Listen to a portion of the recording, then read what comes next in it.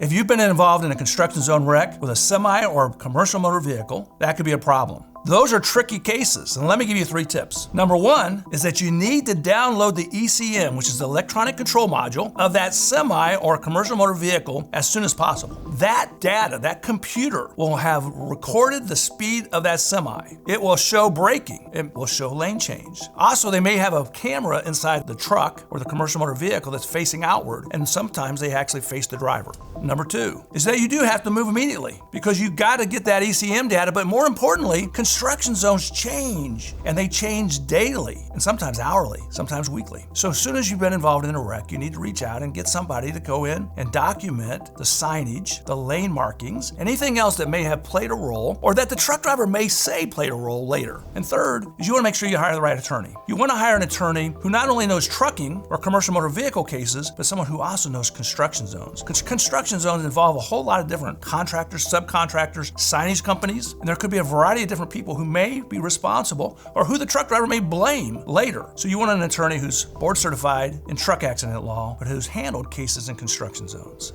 The defense, the trucking company, their insurance carrier are already working to protect their interests. Evidence can be lost, it can be destroyed or altered. You need somebody protecting you and your family now. Call 1-800-ASK-DAVID. I'll talk to you for free.